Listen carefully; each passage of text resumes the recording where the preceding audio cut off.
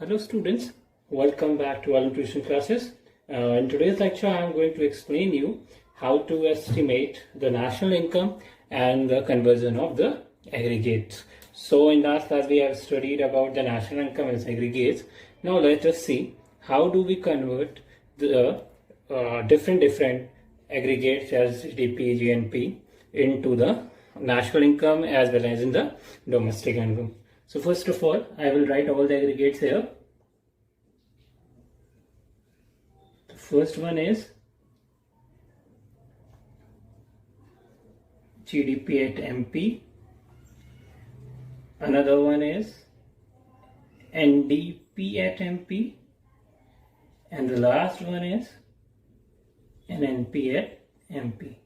These all are at market price. In the similar way, we write similar things at the factor cost. The first one at GDP at factor cost, another at NDP at factor cost, and the last one at NNP at factor cost. Okay, so the first conversion is you have seen here is a gross. When we go from gross to net, means when we have to go from gross to net, we have to what to do? We have to deduct the depreciation. What we have to do is deduct the depreciation. In the similar way, when we have to go from net to gross, it means we have to go from net to gross. What we have to do is to add the depreciation. Okay. The first conversion, whenever we have to go from gross to net, we have to deduct the depreciation. When we have to go to net to gross, we have to plus the depreciation. In the similar way, when we have to go from domestic to net, we have to add net factor income from abroad. Okay, I have said net factor income from abroad has to be added whenever we have to go from domestic to national. In the similar way, when we have to go from national to domestic, what we have to do is deduct the net factor income from abroad. Okay. In the similar way, and now the last conversion in this is the market price and the factor cost. So let us see what happens when we go from market price to factor cost. When we come from market price to factor cost, what we have to do is deduct the net indirect tax. Okay, and the similar way, when we have to go from factor cost to market price, what we have to do is just the vice versa of the above one, that is, we have to add the net indirect tax. So this is the conversion that we have to do in further sections.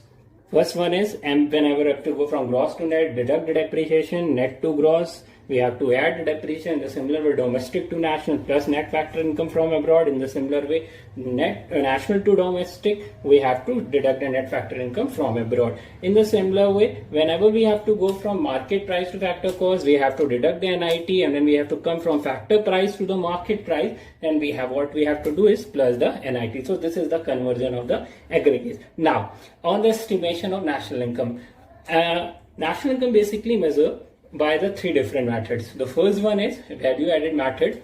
Value added method, how we calculate it, how we get the national income. So there are certain steps I have written here. First one, we have to find out the gross value added of all the sectors, the primary sector, secondary sector, and the tertiary sector.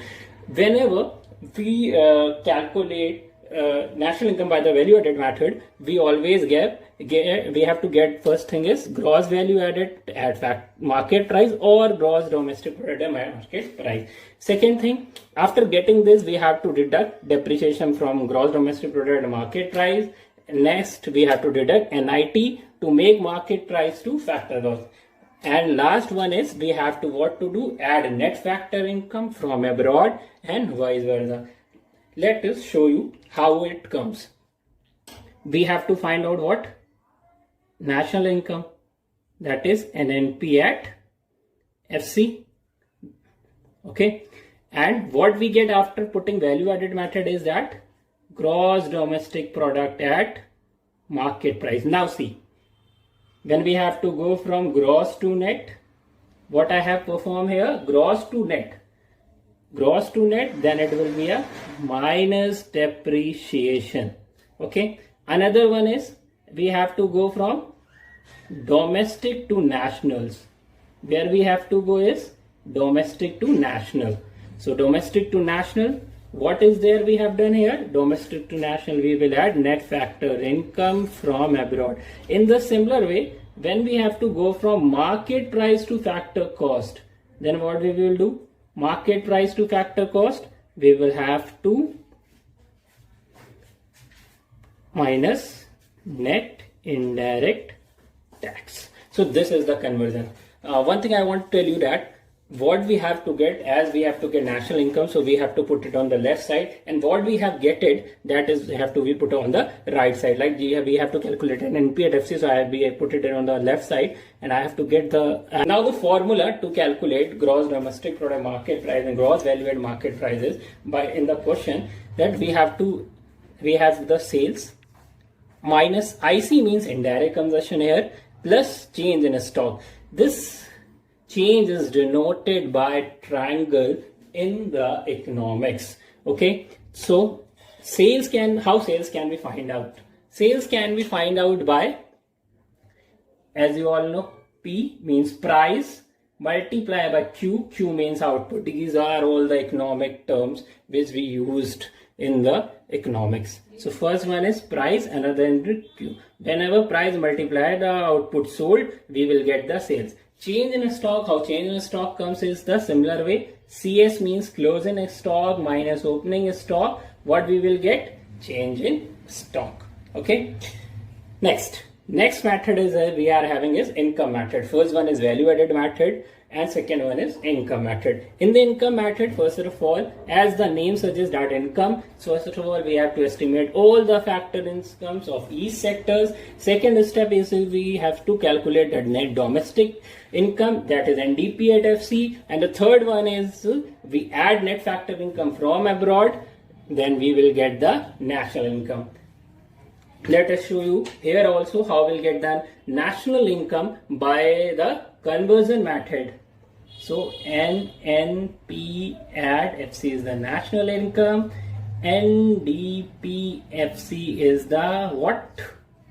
Our domestic income. Now let's just see. National equal, no changes, domestic and national. So we will go only to domestic to national. When we go to domestic to national, what we have to do is plus net factor income from abroad. If in the question it is given net factor income to abroad, we will just subtract it from it. Now no conversion needed for factor gross to factor gross, as it is similar. Okay. Now let's just see the formula, that how will we get the NDP at FC. So compensation of employees plus operating surplus plus mixed income. These are the three things. When we add, we will get the NDP at FC. Now compensation of employees consists of two items. The first one is salaries and wages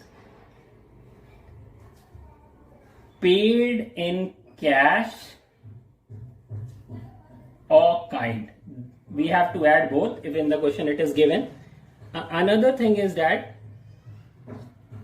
triple S. Now what is triple S? Triple S is the social security contributions by employer.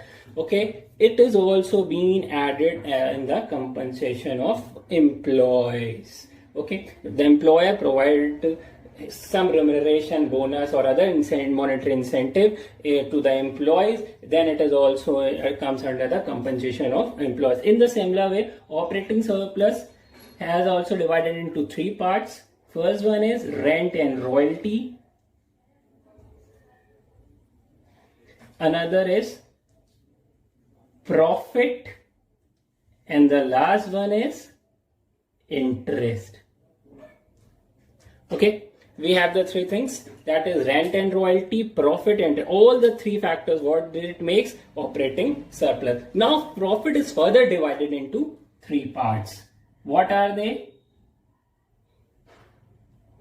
The first part is corporate tax. Now what is corporate tax is? Corporate tax is the direct tax that has been paid by the enterprise to the government. Another is dividend. As you all know what dividend is. Dividend is the share of profit which the company paid to the shareholders. And the last one is the retained earnings.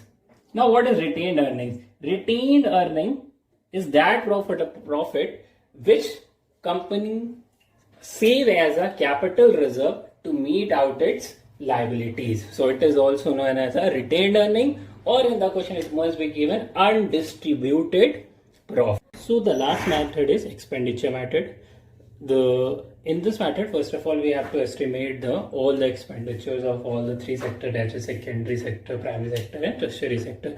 So step 1 is estimation of money expenditure in all units of the economy.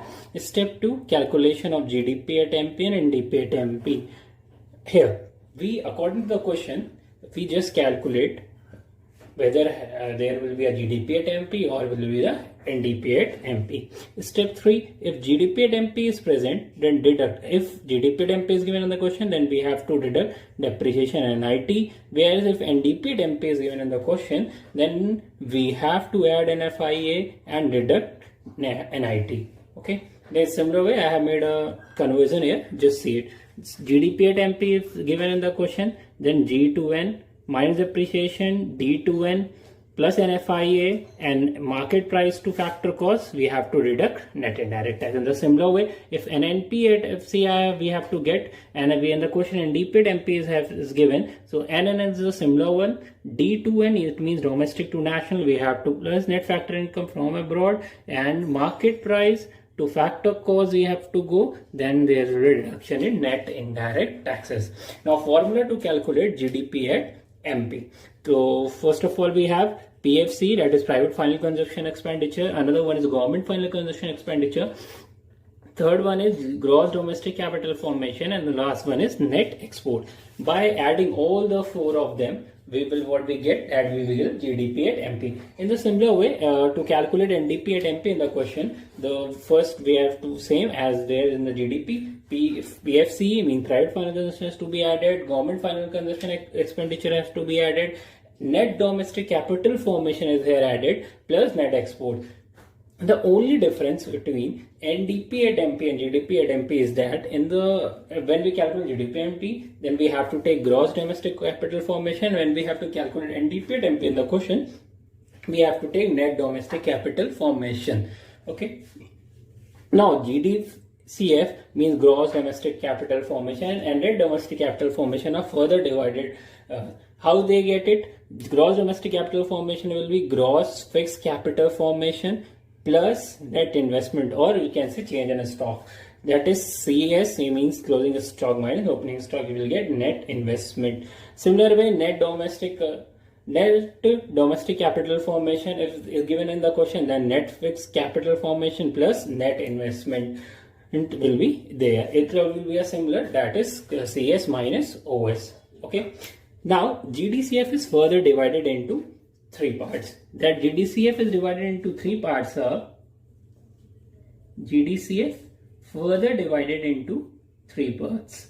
The first one is gross